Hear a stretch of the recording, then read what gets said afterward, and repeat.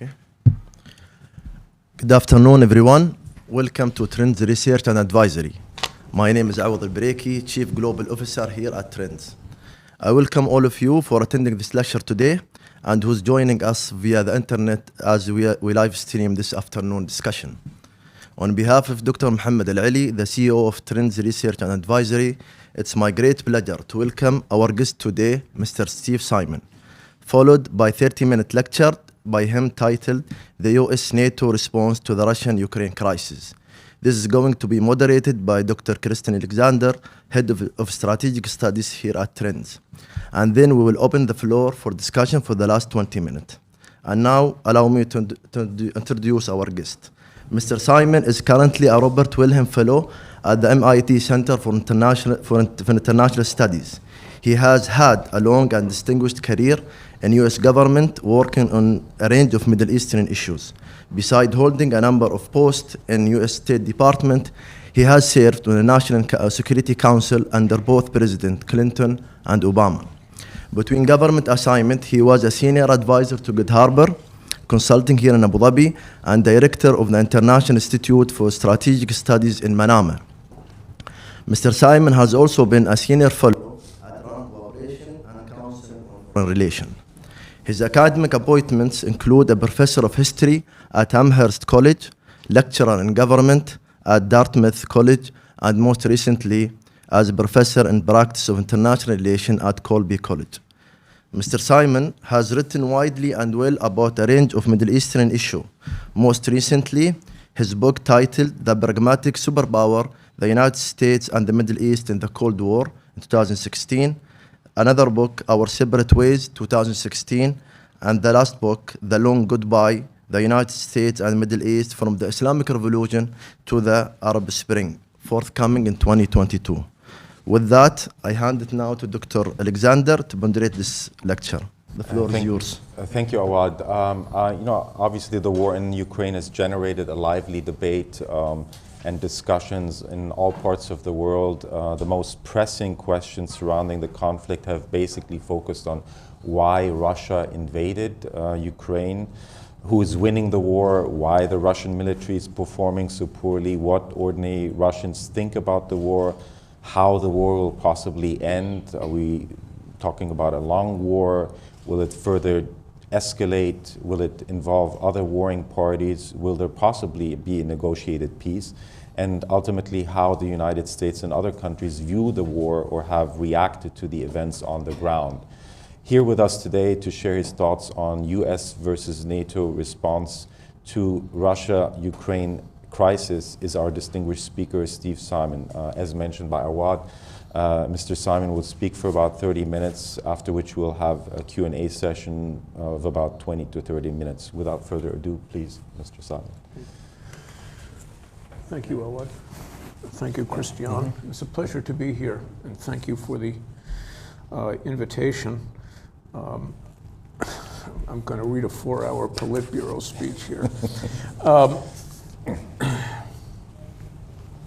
Okay, so the conflict in Ukraine has actually been pretty well covered on the military side by major news outlets, specialist websites, and bloggers, and there's been extensive Twitter streams from the theater itself, from the battlefield itself. So the short story is that in a little over 2 months of high-intensity conflict, Russia has committed about half its overall combat strength to the theater of operations and made territorial gains in the south and east while inflicting serious damage on civilian infrastructure in Ukraine.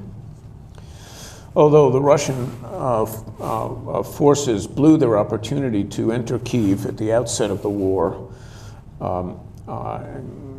in a poorly orchestrated special operations maneuver, and they have since been pushed back from the capital and Kharkiv, which is a city not far from Kyiv that is of a strategic importance.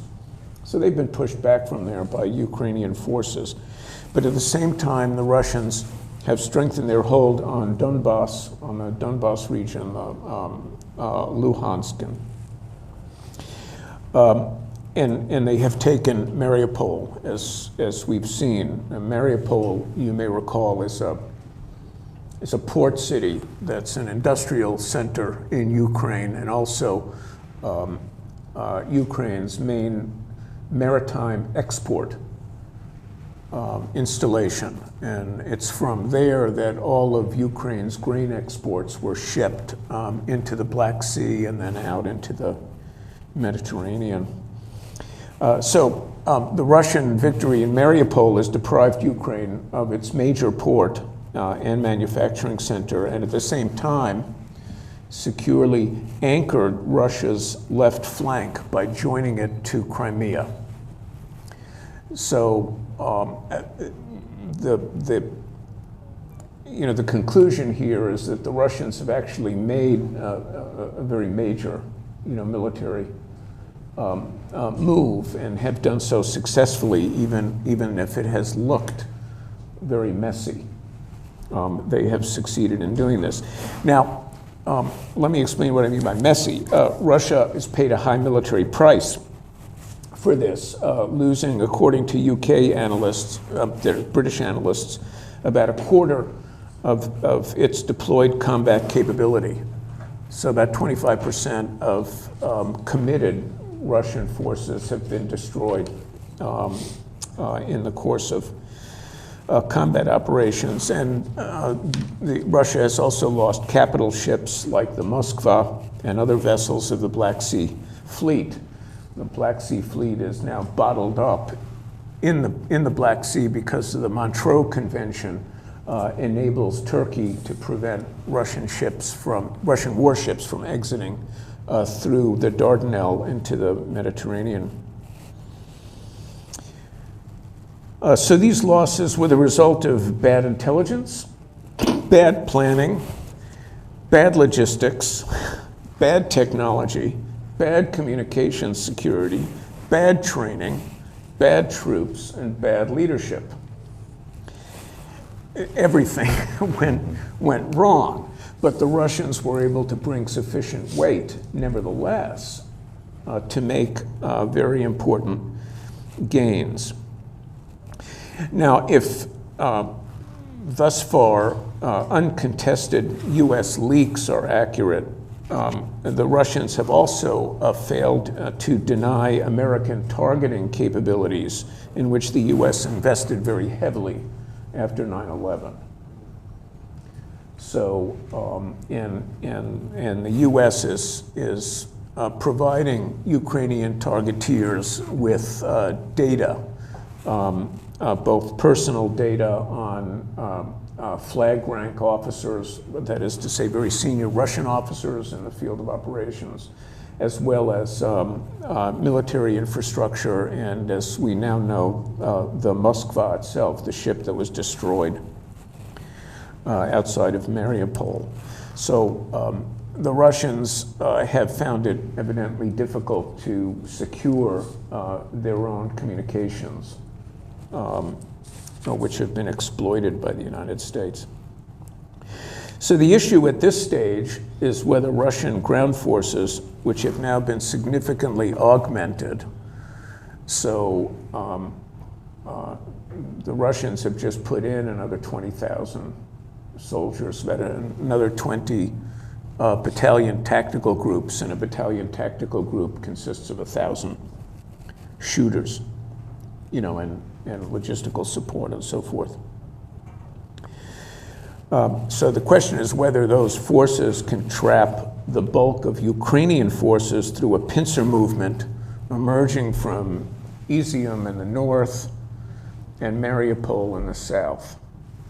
Because now that the Ukrainians have pushed the Russians back from Kyiv and Kharkiv, the Ukrainians are turning their eye to the Donbass and looking to push Russian forces back in the Donbass. So the Ukrainians are concentrating forces in that area. The Russian plan is to do a pincer, that is to envelop this group of Ukrainian forces and then destroy them in detail. So how that works out is anybody's guess. Pincers are very risky by their nature because each pincer is narrow and long. So the other guy can cut the pincer off and turn and make a very difficult tactical situation for the army that's been attempting to do this pincer movement. But the payoff, if the pincer movement succeeded, the payoff would be very, very high because it would be very difficult for Ukraine to replace the forces that it would lose in that scenario. So in the meantime, the Russians are also keeping up pressure in the south with strikes on Odessa, Ukraine's only other major port. Without an amphibious capability, that is to say, without the ability to land troops from the sea onto the shore, without that ability, the Russians will not be able to take Odessa. Odessa physically is in a bowl. So the port area in the city is on flat ground, but it's surrounded by high ground. So it would be very easy for the Ukrainians to defend against an amphibious attack coming from the Black Sea. Amphibious attacks are, by their nature, very difficult to do, and the US Marine Corps, which has specialized in amphibious operations since World War II, has now abandoned amphibious operations as a mission. They won't do it anymore because it's just too dangerous. Now, the Ukrainian forces have suffered as well, but no one, apart from the Ukrainians themselves, maybe, knows just how much. The degree of damage that they've suffered is unknown. But at some point, they will face demographic pressures because one has to assume that if, let's say, 20,000 Russians have been killed, that at least 20,000 Ukrainians, soldiers, have been killed, and probably more than that. Ukraine has just fewer people, so hence the demographic pressure. The damage inflicted by Russia on civilian infrastructure will make post-conflict recovery a very long-term and difficult proposition. I mean, in that sense, Ukraine has already lost the war.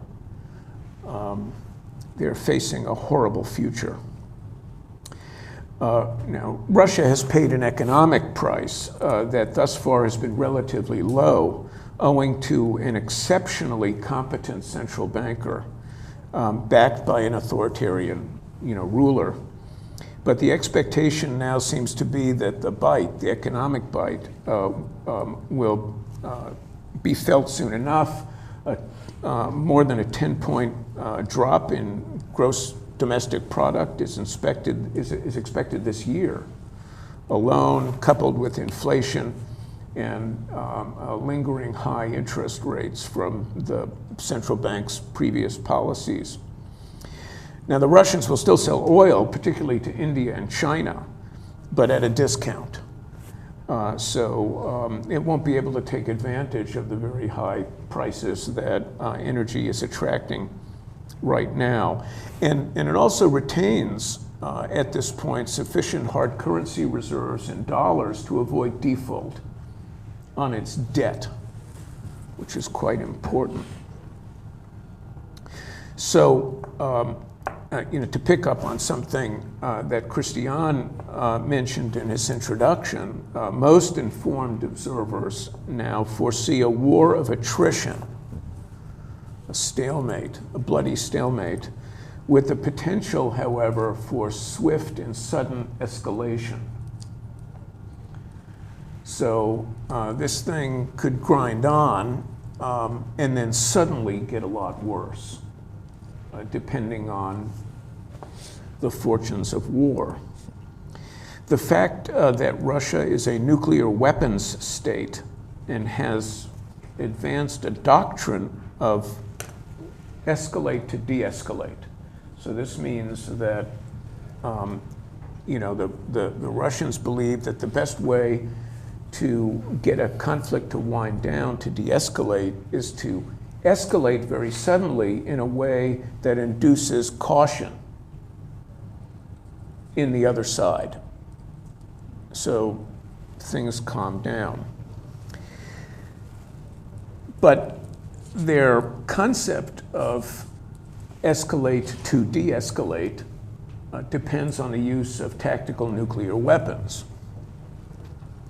So that's a bit of a it's a bit of a worrisome thing, and it's created some unease in the West. Putin's earlier reference to nuclear weapons, then to raising their alert status, and then warning of quote unquote unpredictable consequences for the international system, have increased these concerns.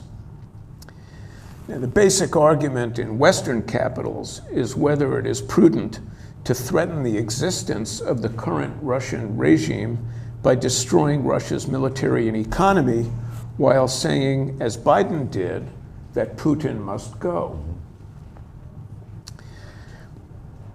Now, although apart from US nuclear use against Japan 77 years ago, there are no data points to assess, experts tend to think the sort of pressure the West is imposing on Russia might be perceived in Moscow as existential, a situation in which nuclear weapons, if they are to come into play at all, will do so. This would be especially true of a state whose military doctrine already contemplates the use of nuclear weapons under conditions not nearly so dire.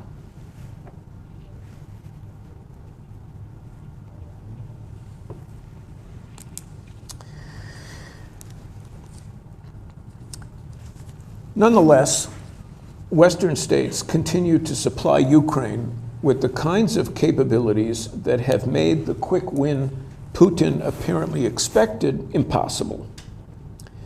Since these weapons transfers violate two explicit Russian red lines, namely regarding interference, Putin said that Russia will not tolerate foreign interference with its military operations in Ukraine. And second, convoying weapons. So Putin has said that weapons convoys are legitimate targets for Russian attacks. Okay, so the Western powers have violated those two clear red lines. Nonetheless, key Western capitals evidently do not believe that Russia will follow through on its threats due to the high cost that would involve. In Putin's May 9 speech might be evidence that this view is correct.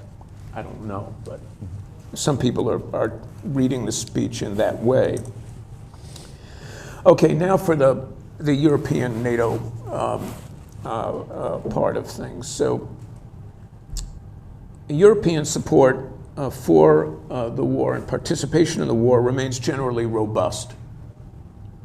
But perspectives differ among NATO countries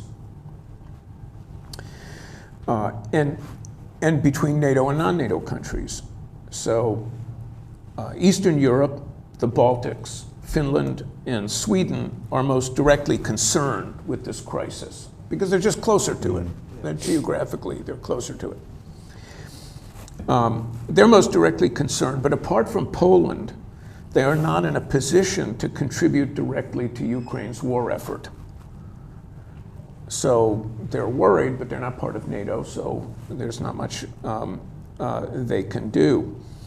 But the Finns and the Swedes are now talking about joining NATO, and NATO has said that it would welcome Finland and Sweden into the alliance. If that happens, then the Russians' strategic situation will be complicated because it will have a much longer border to defend against NATO forces. Now, the Germans are somewhat schizophrenic on all of this. They have a split personality. The Germans for a long time followed a policy called Ostpolitik, which meant outreach to the east, outreach to Russia. They felt that that was the best way to manage the Russian threat during the Cold War. And there was a severe Russian threat during the Cold War. So because this was an important part of German strategic thinking, ties with Russia remained deep. The left of center parties and far-right parties do not favor German involvement, but for obviously different reasons. The right-wing parties in Germany are largely from East Germany, which was associated with Russia for a very long time, so there were those ties there. The left-wing parties, well, you know, make peace, not war. So they're not in favor of this. And Schultz, the new prime minister, has not been particularly galvanizing. So current policy might be difficult to sustain. Rearmament will generate antibodies, to be sure, but at the same time, it will generate new and powerful constituencies that will profit from it, particularly a reinforced military-industrial complex within Germany. So there'll be a constituency for German involvement in this conflict. But one thing stands out, which is the speed of Germany's reversal of a Russia policy that started under Konrad Adenauer and still has prominent defenders like Steinmeier, Schröder, and Ischinger. These are, very prominent Germans. They're big on the political landscape, and they oppose current German policy. And in a situation like this, if there is not a unity of elite voices, then the sustainability of the underlying policy becomes a bit fragile.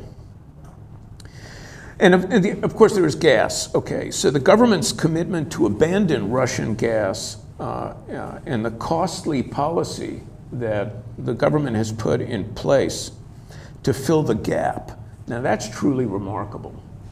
This is really remarkable. But as German households begin to feel the pain, questions about Germany's overall approach to the crisis are bound to arise. So strong German policy now, don't know how sustainable it is, how long it will last. The French have also championed close ties to Russia. In fact, several years ago, you might remember this, in the wake of Russia's seizure of Crimea, France contracted with Russia to sell frigates. And, France's NATO allies were quite shocked by this, and France backed off. But nevertheless, it indicates the kind of attitude, general attitude that France brings to this crisis. Macron and Putin spoke a number of times before the Russians actually moved into Ukraine. There was intense communication between them. And Macron has been most vocal of all the NATO players about Ukraine's eligibility for NATO membership, or I should say, Ukraine's ineligibility for NATO membership, he said, for decades to come, if ever. So this is intended as a reassuring note for Putin that if it's up to France, Ukraine will never enter NATO. So just don't even worry about that.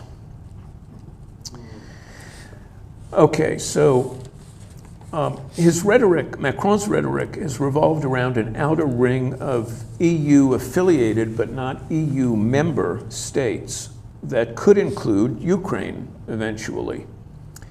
Now, Marine Le Pen's campaign pushed Macron toward the NATO consensus, but with his election victory, he is no longer quite so constrained. Le Pen, of course, got a lot of votes, and this will be in the back of Macron's mind going forward. So, again, some uncertainty about how this will play out in France over the long term. The British are motivated by two main concerns. First, to demonstrate its relevance to European security in the wake of Brexit. So they have to show that, they're still a power to be reckoned with. And second, to offset the political damage the Conservative Party inflicted on itself during COVID, especially regarding partying at number 10 Downing Street in the midst of COVID and right after Prince Philip's death, before his funeral. There is also the perception that Tories, the Conservatives, sold the capital, London, to Russian oligarchs and placed themselves at the service of Putin's agenda. This view needs to be countered for political reasons, and a stern, forward-leaning posture toward the Ukraine crisis is one way to do this. Okay, so all in all, this presents a complicated picture, and one could see support for current policy fragmenting over time, especially as the conflict devolves to a stalemate and fears of sudden nuclear escalation are more deeply felt. Thank you very much, Mr. Stephen. I appreciate it. We can now entertain questions from the audience. Anybody would like to ask a first question related to what Mr. Simon spoke about? Yeah, please go ahead. Mr. Simon, I just read the news today. The House of Representatives just passed a bill of $40 billion in economic and military aid to Ukraine. And also before that, it has approved a lot of money. Some observers think that the US response to Ukraine crisis is below expectation, is below that. So do you think that hurts US credibility in other regions, for example, in East Asia with Taiwan, or here in the Middle East? So, yeah, I didn't talk about the United States. It's too upsetting. But you raise, key questions. The U.S. position on this has been mind-blowing. I mean,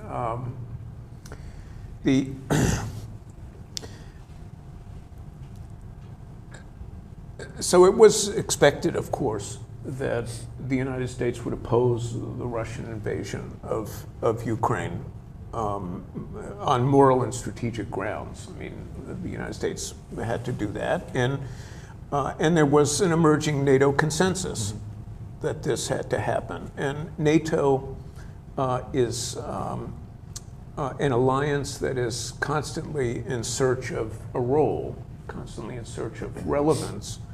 And the Russian invasion of Ukraine was God's gift to NATO in that way. I mean, but NATO looks to the United States to take the lead. So it was much the same, for example, in 2011 in Libya, where NATO was looking for a role, and they see a civil war breaking out in Libya, and NATO says, we're going to go in there and fix it. And then they go to Washington and they say, take the lead. So NATO NATO's institutional interests are served by these events. And the United States is therefore drawn in. So this we kind of understand. But over time, the administration's position on the war has toughened. It's become harder, and America's war aims have expanded. So first it was assistance to prevent the Russians from seizing Kyiv, the capital, and shooting Zelensky in the head.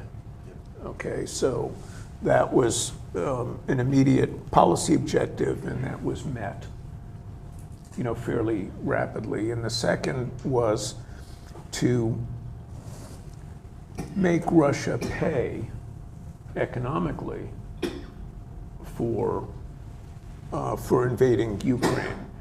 And so U.S. energies were devoted to creating this global structure of sanctions against Russia, which proved to be very effective because Russia had not shielded its dollar reserves, as thoroughly as it might have done.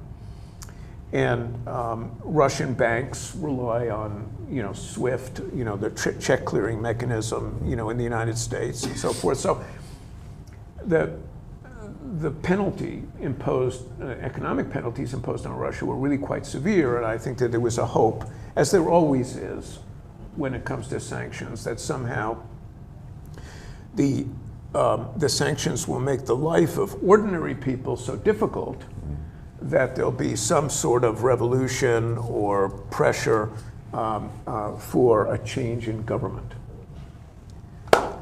That almost never happens, but the hope is always there. So, and now the United States talks about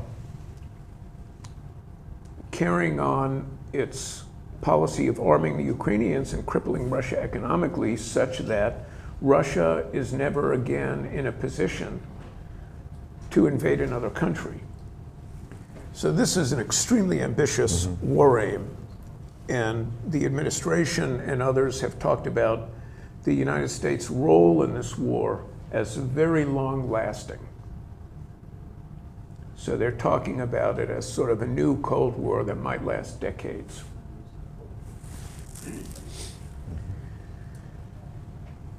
This raises the question that Christian posed in his introduction, which was, will there come a point where US objectives diverge from NATO objectives, because US objectives are so far-reaching, whereas European objectives begin to retract. And that would create a very interesting sort of diplomatic and strategic situation. But the amount of money that as you mentioned, the appropriation is for $40 billion. To put that in perspective, that is considerably more than Israel gets over every 10-year period under the existing memorandum of understanding between the United States and Israel. So the Israelis get over a 10-year period $33 billion, give or take. So to give $40 billion to Ukraine, with which the United States had no relationship, basically, until this war began, is quite an extraordinary step. Thank you. Yes, let's. Yes, yeah. please. Hi. Yeah, I have 2 points, if you don't mind. This the subject is so complex, of course, but how reasonable is it to think of the Afghanis scenario? I mean, the Russian would be now that they have almost the eastern region, especially that ethnically speaking, it's Russian speaking to 2 countries that they have. Anyway, Donetsk and Luhansk. Yeah. Is it reasonable to think about some sort of Afghani scenario, I mean, there will be a resistance within this region, and then that will be a longer war. And the second one is that, and my point is, how important is the attitude of the non-European world in this? How important is? The non-European world attitude on this war. You know, is it important? How much does it weigh in the whole situation? Well, I think it is important, but primarily as a market for Russian oil. That's a significant factor. And India's oil purchases now are going largely to come from Russia. And the Chinese will continue to import not just oil, but large amounts of gas, for which there's an infrastructure for a long time. And that will sustain the Russian economy and enable Putin to continue to wage this war in Ukraine, essentially for as long as he wants. It's a lot of money, and if you look at the long-range scenario on the demand side in the energy market, demand is going to go through the roof. I mean, it's going to seriously outstrip supply over the next 10-year period. So it's hard to see in that scenario the embargo on Russian oil being enforced, very successfully. And these are data that come from the U.S. Energy Administration, which they're good data. Mm-hmm. There's just this widespread expectation that demand will increase. So I think, whereas Western European countries and Japan, where there's a sort of commitment to this Ukraine conflict, they will move away, from Russian oil and gas, and they'll find alternatives, and they'll make it work. By and large, though, the world outside that circle will keep Russia afloat economically. In terms of, a sort of, intifada arising within, Luhansk and Donetsk, I'm quite skeptical, actually, that would happen. And looking at the way in which the Russians dealt with the insurgency in Chechnya, I'd have thought that, they'd defeat any resistance in the Donbass that might arise, from within. The Russians, mind you, enjoy, what military people call interior lines of communication. So the area, the battle space adjoins Russia. And it's not like Afghanistan, or some far-flung, place. It's not like, the Russians operating in Angola during the Cold War. This is part of Russia, really. I mean, it's a practical matter.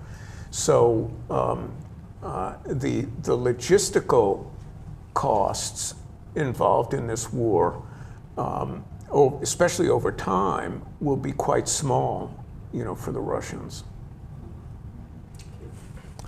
Yes, Dr. Abu Ghazla, please. Thank you very much for the lecture.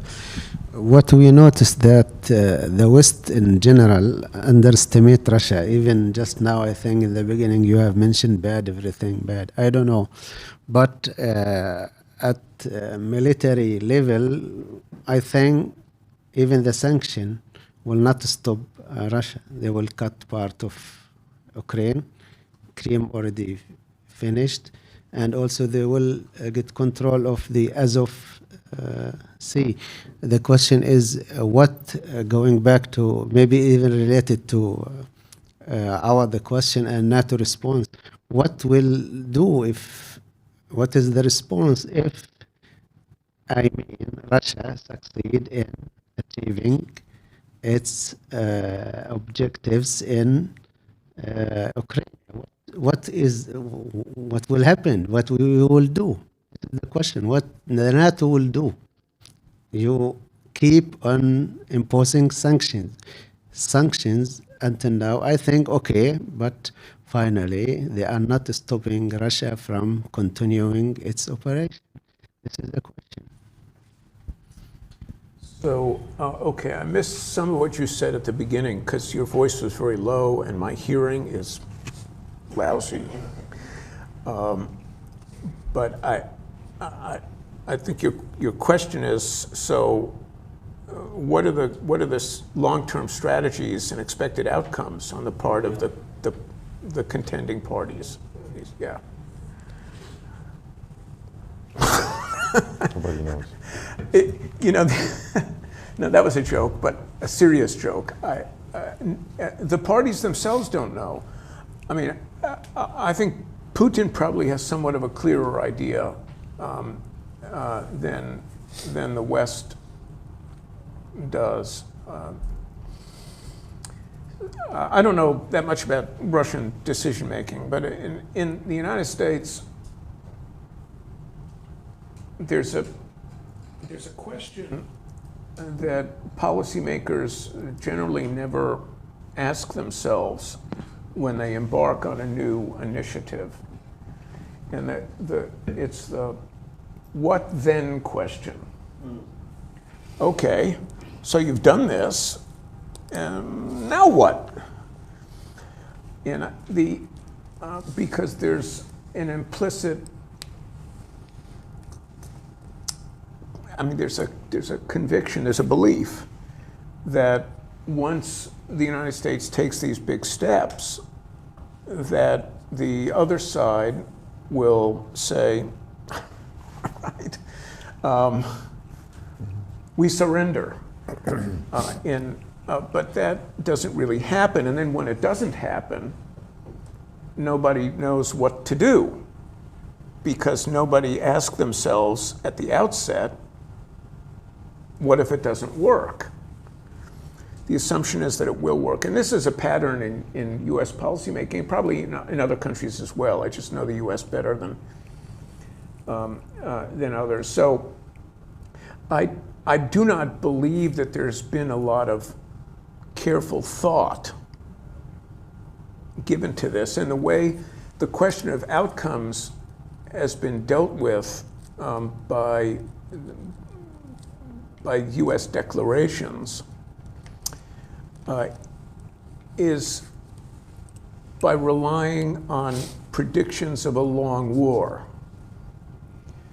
So once you say, well, this is going to be a long twilight conflict, between the West and Russia, there won't be any rapid outcomes and all that. Once you take that position, then you don't have to answer the question of what happens because you've said, well, it is what it is.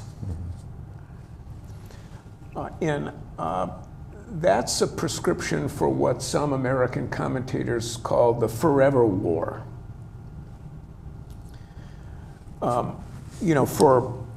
For the Russians, they, and when I say Russians, I mean, the nomenclatura, the Kremlin, because I have no idea what Russians think about this or don't think about it. But from a Kremlin perspective, the Ukraine was like, Kuwait for Saddam.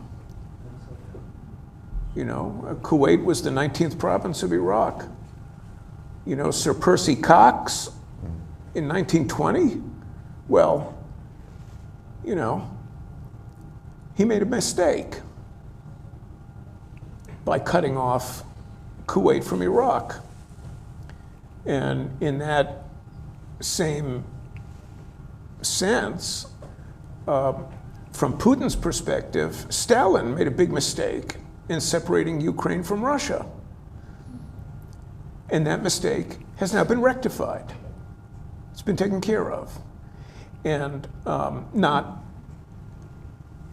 with the completeness, that Putin wanted. I mean, he thought that, Ukraine would be subdued, entirely and very quickly. And now it looks like, well, Russia will get a big chunk of Ukraine, probably the best bits, and not the whole thing. And, for the moment, that may have to suffice. But their war aims were clear, and in the short term, not completely achievable. But you know what they are. With the United States and NATO, it's a little less clear.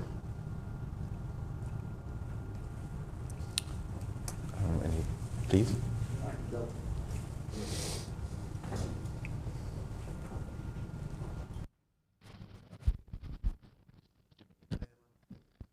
بداية رحب مستر ستيفن، نحن سعداء لتواجده معنا.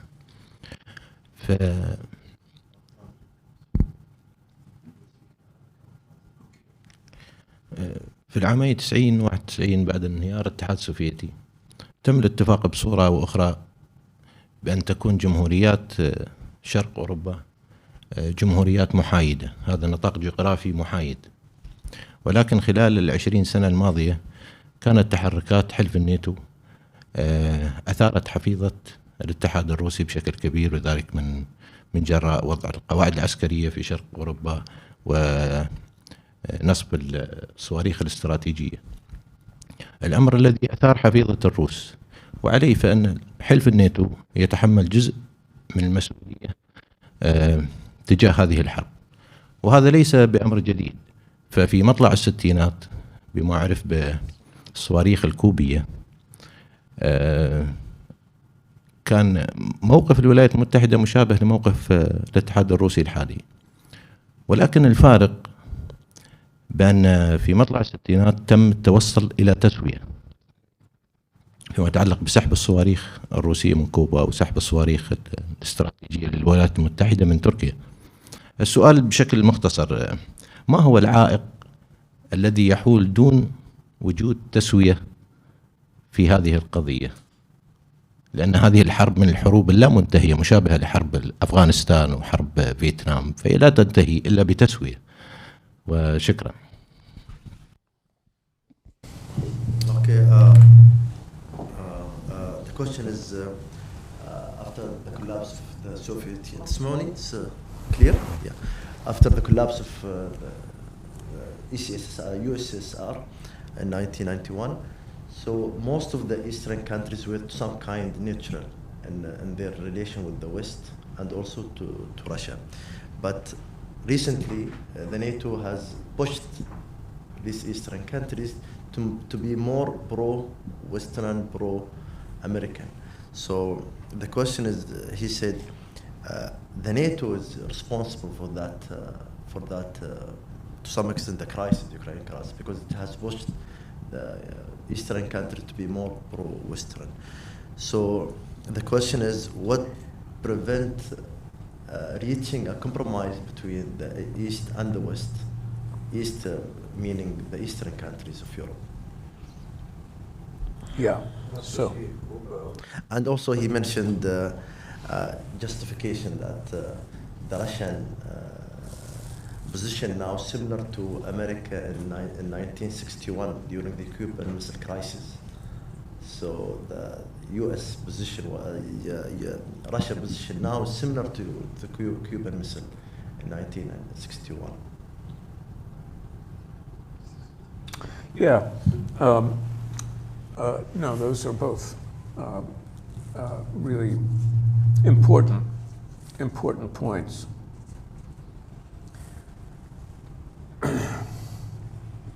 So let's go back to the mid-1990s. what happened was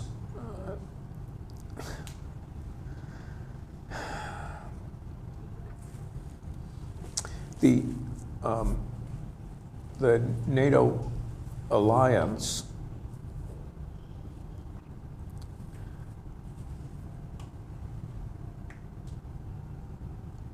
was I wonder how to say this in Arabic.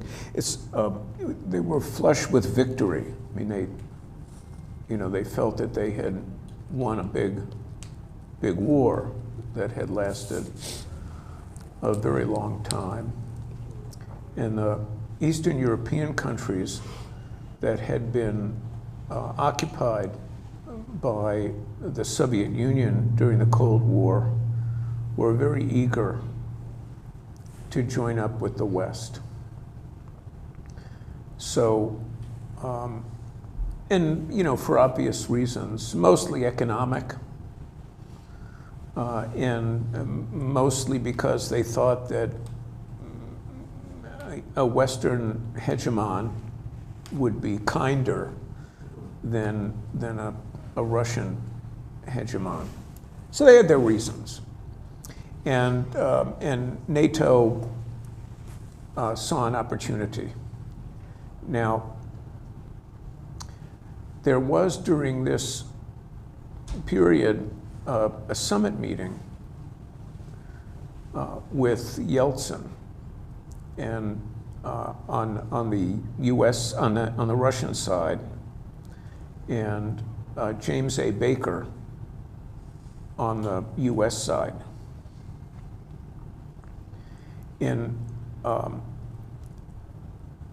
This was in the very waning days of the Bush administration, the last part of the Bush 1 administration. And Baker seems to have told Yeltsin that NATO would not expand to the borders of Russia. That's what he said. So, Yeltsin's view was, well, okay. And there wasn't much the Russians could do about the situation anyway, but Baker did seem to say this, and the Russians accepted it.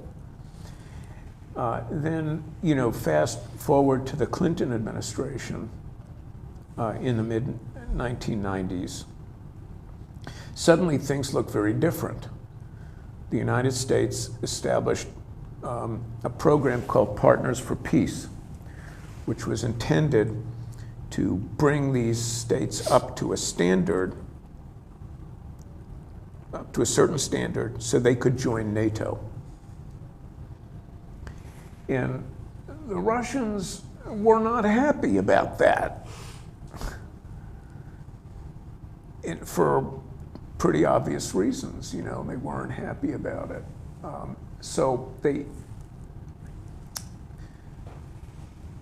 But the Clinton administration pushed it nevertheless, because there was this sense that you're too young to remember this. But there was a sense at the time that there was this new world order, that everything was different and anything was possible. And those things that were important to the old world order weren't important anymore. So the United States plunged ahead, along with NATO, in this move to expand NATO, ultimately, up to Russia's borders. And then the second Bush administration comes in, and they've got some pretty good ideas. And what they proposed to the Russians that, well, we're going to have Russians joining NATO, and then we'll have a wall-to-wall European alliance that goes from the Atlantic to the Pacific, because Russia is a Pacific power as well. So, from one end of the Eurasian landmass to the other, they're going to have one thing. And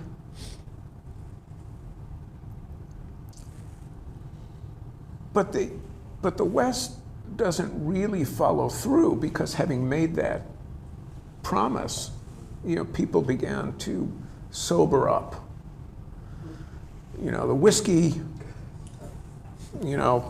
just wasn't felt anymore, and they said, no, we can't do this.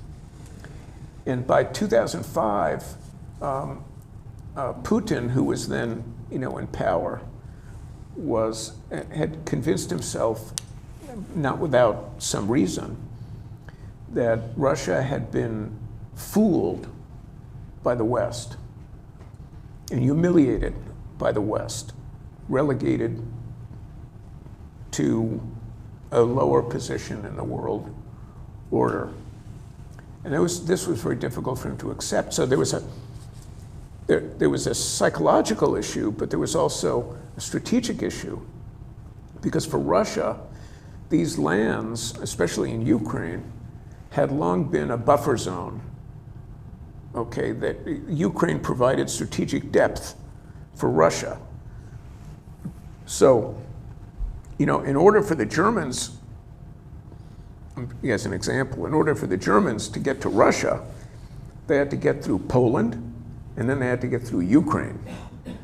And that's kind of a nice buffer to have between yourself and your worst enemy.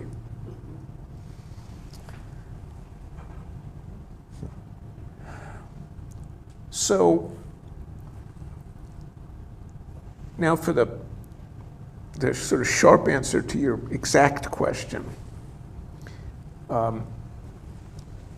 Yes, NATO had a role in causing the current crisis by encouraging the belief in Ukraine that Ukraine could join NATO.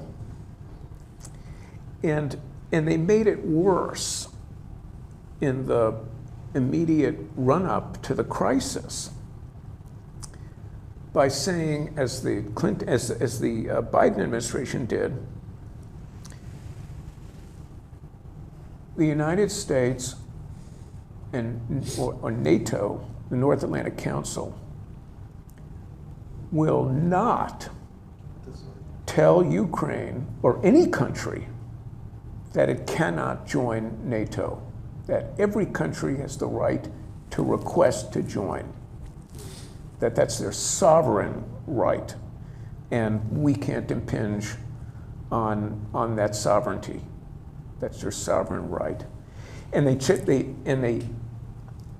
West and the United States tried to soften the blow by saying, as Macron was saying, a little while ago, well, yes, they can request to be in NATO, but it will be so long before they're actually in NATO. You Russians, you have nothing to worry about. But that did not, satisfy, Putin. So from a Russian perspective, this NATO posture towards Ukraine was like NATO promising independence to a part of Russia itself. And that was completely unacceptable to Putin. It was completely unacceptable. But the last thing I'll say on this is that it's partly NATO's fault, but it's not completely NATO's fault, in that Putin never really acknowledged Ukrainian sovereignty, which is why he expected a quick victory, because he thought, well, all these people, they really want to be Russians, so therefore we'll just walk in and take it. But it's a little bit different. Okay, well, I appreciate all the questions that were posed to Mr. Stephen Simon, and basically we'd like to thank him for his attendance and for his very insightful presentation. And this basically concludes the presentation part of the event. We will now move on to the internal discussion. And again, let's give a round of applause to Mr. Stephen. Thank you. Thank you. Thank you. If you need to use the